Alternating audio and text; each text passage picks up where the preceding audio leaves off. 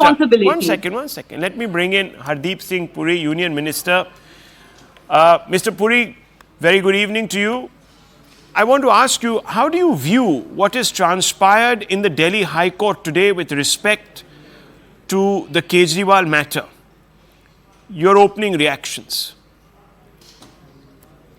Rahulji, what has transpired in the Delhi High Court is a clear case of the facts being allowed to speak for themselves and the learned High Court taking cognizance of that. This was not a bail application.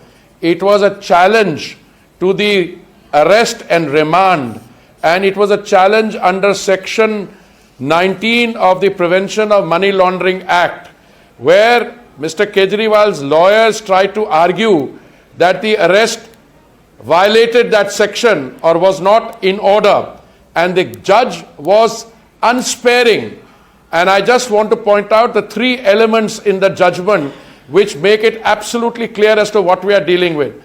The learned judge said that Mr. Kejriwal was responsible not only in his personal capacity, because he was part of the formulation of the excise policy, and I'll come to that in a minute later. He was also responsible as Chief Minister, because earlier he had suggested that Mr. Ravi Nair did not report to him, but reported instead to Marlene Atishi and to Mr. Bharatwaj. And third, as the convener of the Aam Aadmi Party, he was personally responsible for demanding kickbacks.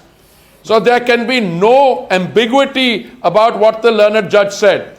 And I also want to remind you that this excise policy was formulated as per an order that I have in front of me. It started on September 4, 2020, when Delhi was reeling under the effect of a once-in-a-lifetime, once-in-a-century pandemic. People were dying. People were looking for oxygen. People needed vaccines. People needed to save their lives. Mr. Kejriwal set up this Delhi excise policy for the year 21-22, and this policy came into being in November 21, and it continued to July 22. It was argued by Mr. Kejriwal's lawyers that Mr. Kejriwal was in fact not responsible personally. He brought in the Money Laundering Act. He brought in the fact there's an election. The judge was very clear, unambiguous, that the timing has nothing to do. And I want to recall for you, Rahulji, since November 2023, Mr. Kejriwal has received 9 summons. If he was clear after the first or second summons, he should have gone to the Enforcement Directorate or invited them and said, here are the facts. No, he kept evading the summons till on the night of 21 and 22 March, they visited that Aam Aadmi Party's humble abode, the Sheesh Mahal, and arrested him. This was a challenge to the arrest and the remand. Well, that of course has been very, very succinctly and sharply clarified by the Delhi High Court that a law cannot differentiate between a Chief Minister in the Aam Aadmi and somebody as powerful, etc. The Chief Minister can't determine when he should be arrested. So we'll just set that aside for a few moments. What the AAP came out and said right after, Sanjay Singh, person who just got bail from the Supreme Court, he came out and said that, look, the two approvers in this case are compromised. They are unreliable because they funded the BJP, and one of their fathers has in fact even got a ticket to contest the BJP election from Andhra Pradesh. Now, he's talking about Magunta Reddy and his son. So, I want to ask you, would this not be an obvious conflict of interest? Two approvers, both sort of funded the BJP electorally. Thank you very much, Rahulji, for asking this question. Since we are analyzing or discussing what the learned court said, learned judge said, let me quote to you the exact words. And I read out from this thing called, what is this called? The live law. Yeah. It says, the court, however, made it clear that approval statements are recorded by the court and not by the probe agency. to cast, I quote, to cast aspersions on the manner of recording statements of approver would amount to casting aspersions on the judicial process. The law of approver is more than 100 years old. I emphasize, more than 100 years old. It is not a one-year-old law to suggest as if it was enacted to falsely implicate the petitioner. Then it added, and I quote, who gave tickets for contesting elections or who purchases electoral bonds is not the concern of the court. I think it's as clear as daylight. They have tried to introduce this element. They have tried to introduce a diversion, and the learned judge, honorable judge, has come down very clearly saying, A, the arrest and the remand are perfectly in order. It's not a violation of Section 19 of the Prevention of Money Laundering Act. The statements of the approvers have been correctly approved, have been correctly obtained before by the court, and that to question that amounts to casting aspersions on the judiciary itself. Okay, so Mr. Puri, let me ask you, because you once held the urban development portfolio, so you know that Delhi... I still hold it. Yes, you did. And the Union Territory of Delhi, of course, is run by the Chief Minister and the Lieutenant Governor in conjunction.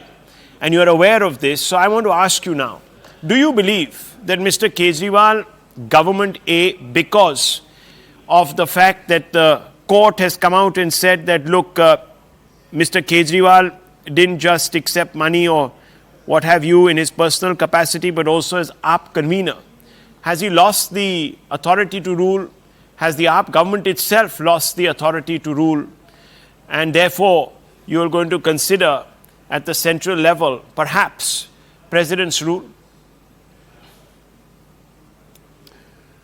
Rahulji, it's always a pleasure talking to you because you bring in so many sophisticated concepts right in one go. Let me just put it one way. I am the Minister for Housing and Urban Affairs, and Delhi enjoys a very special situation.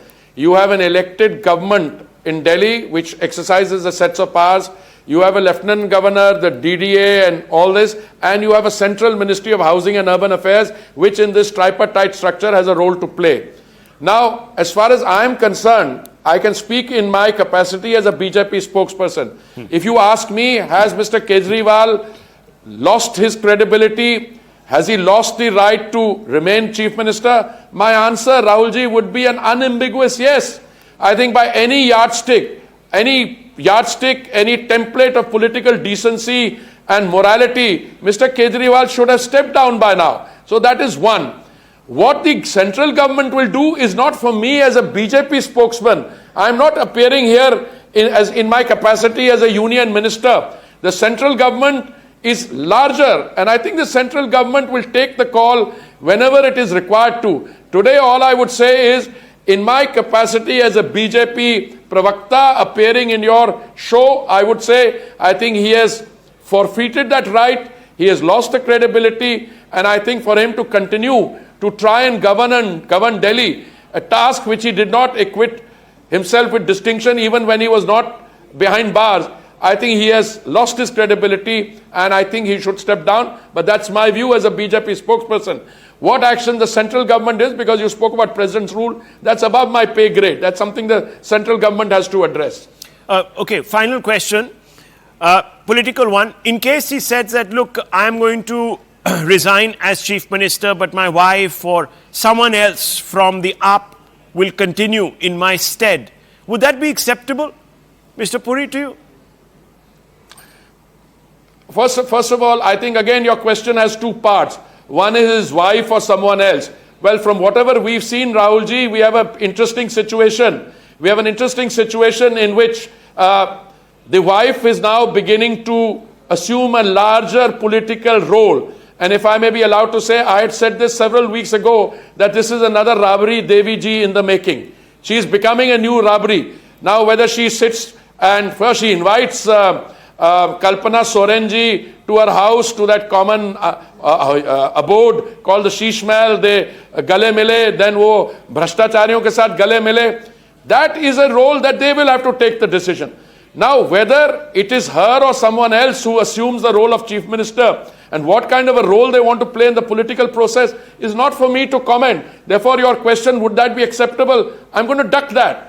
Because what is acceptable to me may not be acceptable overall. Okay. I think people have to make the judgment. But I am very clear. I think they've transgressed, crossed all lines of propriety and political decorum. And I think it's about time that Mr. Kejriwal starts preparing for the trial in right earnest and not politically victimizing it and playing chief minister and playing the victim card both together.